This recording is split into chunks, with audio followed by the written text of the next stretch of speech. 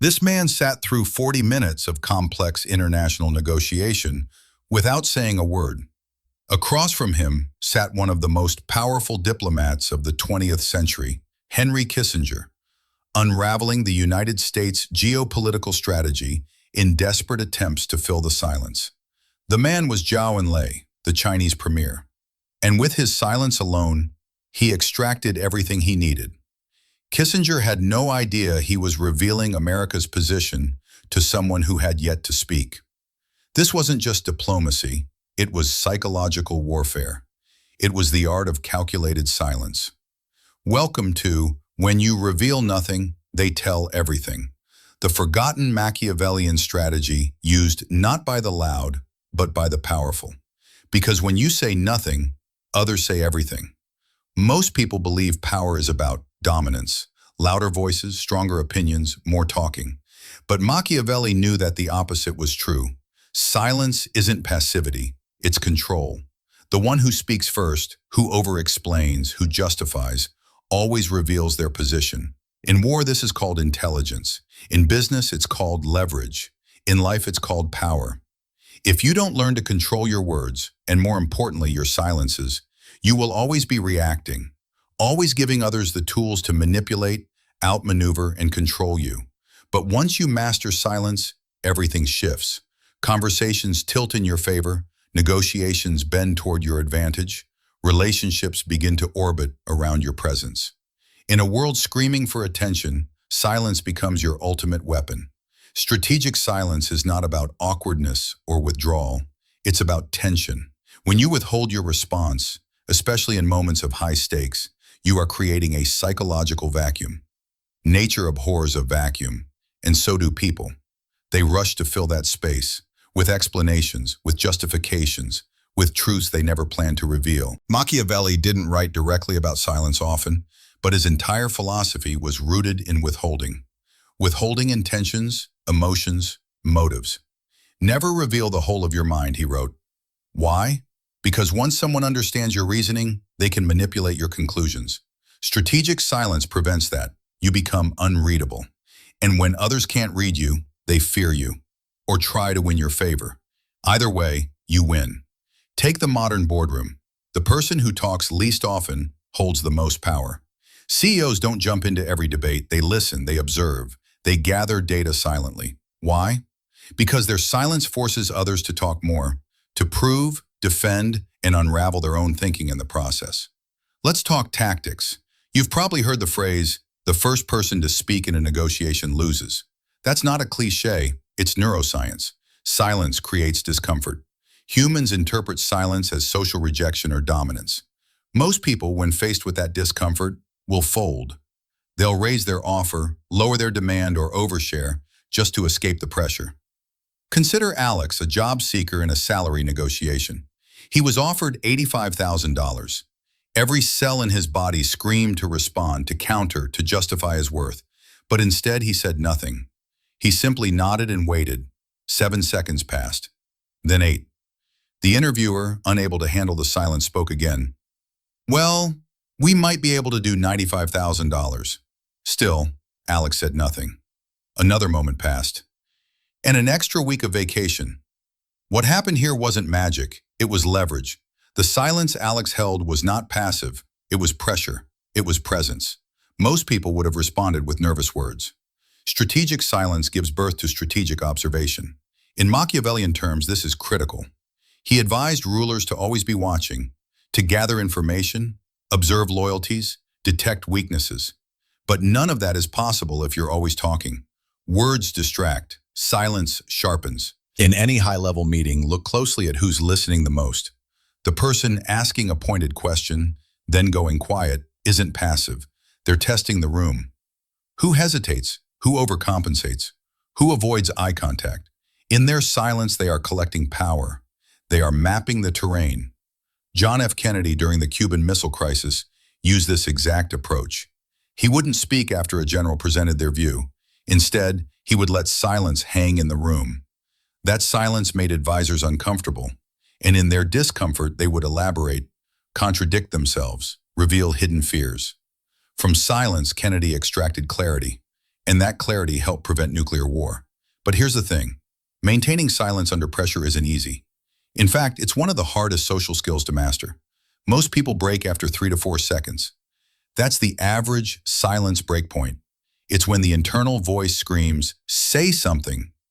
But silence is a muscle, and it can be trained. When I started practicing this, I could barely last 5 seconds. My body language would betray me. I'd fidget, smile awkwardly. My silence wasn't power, it was discomfort. So I trained, first in low-stakes conversations, asking a question then saying nothing, silently counting to 7, then 10, then 15, maintaining relaxed eye contact, letting the other person sit in that moment. And what I saw was extraordinary. People would start confessing things, sharing ideas, offering more. They assumed I was deep in thought, or judging, or waiting for more. They projected authority onto me. And that's the key.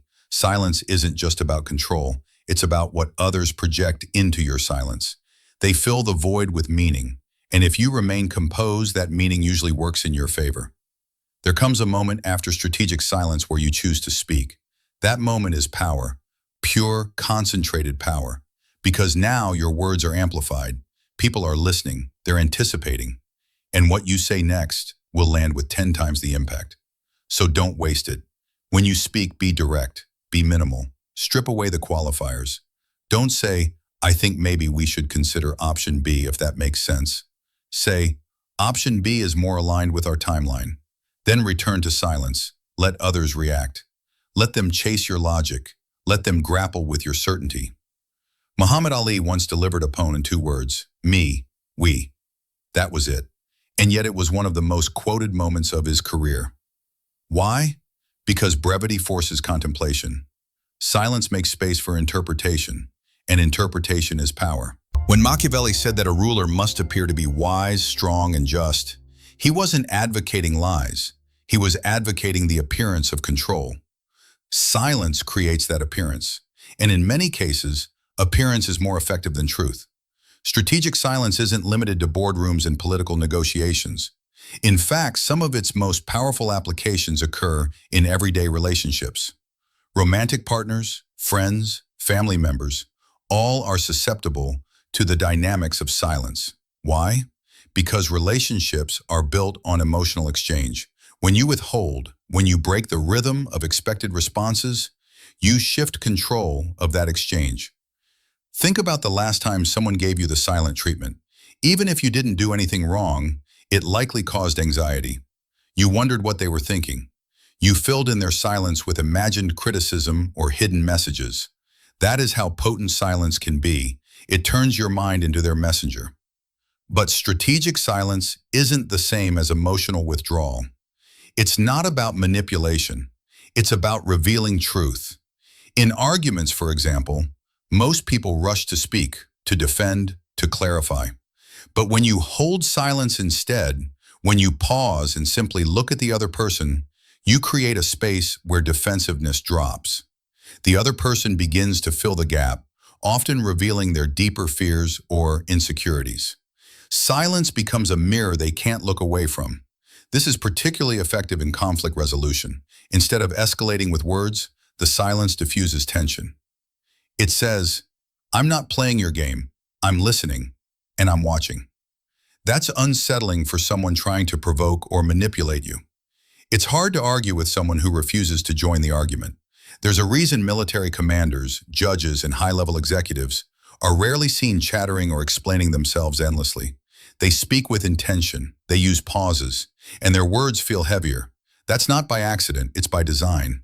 Silence is a leadership tool. It signals authority, thoughtfulness, and emotional control. When a leader listens more than they speak, their voice becomes more valuable. It's like a scarce resource. People pay attention when it finally comes. Abraham Lincoln was known to pause for long moments before answering even simple questions. Why? Because silence gave him space to think, but it also gave the impression of wisdom. And that impression, even more than knowledge itself, builds trust and loyalty. The best leaders also use silence to test character. In an interview, for example, a deliberate pause after a candidate finishes speaking can reveal how they handle pressure. Do they backpedal, oversell, remain composed? Silence reveals traits that no resume can. Machiavelli understood that power doesn't come from speaking, it comes from perception. The prince who talks too much is not respected. The prince who listens, waits, and only speaks with clarity and force, that's who commands loyalty. Here's a deeper advantage of silence. It reveals deception. Most people think lies are exposed through speech, but often it's the silent moments between words that give someone away. When someone is lying, they are crafting a narrative. That takes mental energy. When you respond with silence instead of immediate follow-up or validation, you force them to keep talking without the cues they need from you. And in that over-talking, they often trip. A classic interrogation technique used by detectives is the silent stare. They ask a direct question, then stay completely quiet. The suspect, feeling the weight of the silence, will often volunteer extra information, trying to gauge what the detective is thinking. In doing so, they reveal inconsistencies, anxieties, or even confessions. You can use this in daily life. When someone is being evasive or manipulative, ask one direct question, then say nothing. Maintain eye contact. Let the silence do the work.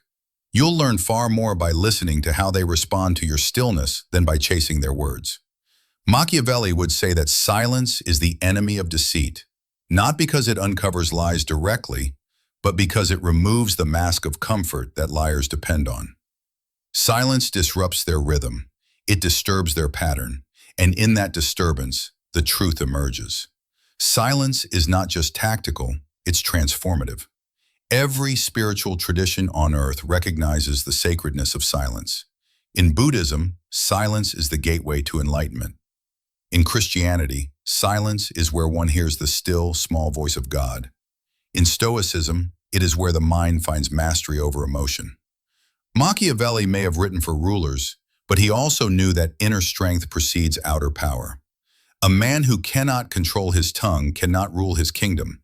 A person who speaks constantly is ruled by their own anxiety. But a person who can sit in silence, who can be present without explanation, is untouchable. This is why monks and warriors alike train in silence, because silence reveals the self. When you are silent, you face your own thoughts, your own fears, your own identity. That is why most people avoid it. But when you learn to be comfortable with silence, not just as a social tactic, but as a way of life, you become unshakable. You no longer need to overcompensate. You no longer fear being misunderstood. You speak only when it matters, and when you do, people listen. Beyond the strategic advantages in negotiations and relationships, silence is also a powerful tool for personal growth and emotional mastery. One of Machiavelli's core principles revolves around understanding not only the external world, but also mastering your internal environment. Silence is a key tool in this self-mastery. When you learn to embrace silence, you take control over your emotional responses. In high-stakes moments, whether in a heated argument, a stressful business deal, or even an emotional conversation with a loved one, most people react impulsively. They speak too quickly. For example, they defend too passionately. consider a situation and they give away their in which someone vulnerabilities in the heat of the insults moment. you or makes But what an if you unfair could control accusation? that impulse? Most When you people's withhold your knee-jerk immediate reaction would be to and choose retaliate, silence instead, to defend themselves, you give yourself or the to space to correct the pause, record. Think, but what if instead choose your you next simply move stayed consciously? silent? This not Observing only their leads to words better without outcomes, reacting, but also makes you This seem moment far of more silence composed serves and a in few control to purposes. others. First, it gives you time to control your emotions, so you don't let your anger or frustration dictate your response. Second, it shows others that you are unbothered, not easily rattled, and in command of your feelings. Third, it creates a subtle but powerful dynamic. When you remain silent, they are the ones who have to keep talking, and often they will expose themselves. The key takeaway is this: emotional control is not about suppressing feelings or becoming detached. It's about choosing when and how to express them. Silence is your ally in this journey. When you refuse to speak impulsively, you not only gain clarity, but also command respect. Your silence becomes a sign of inner strength, not weakness. Machiavelli was keenly aware of the connection between inner power and outward influence. To control the world, you first must control yourself. Silence allows you to do just that. In practical terms, here's how you can begin incorporating this into your life. Start by practicing mindfulness in moments of stress or anger. Before responding to any situation that triggers you, take a brief moment to pause and breathe. This will help you remain calm and collected. In any conversation or negotiation, if you feel your emotions rising, shift into observation mode. Watch the other person's reactions, listen deeply, and resist the urge to speak until you have full clarity. Lastly, in a world that constantly demands you to be on and reactive, mastering silence gives you a profound advantage. It's not about saying nothing, it's about saying only what matters when it matters. And this emotional mastery, combined with the strategic silence we've already discussed, will elevate your presence to a level that others can't ignore.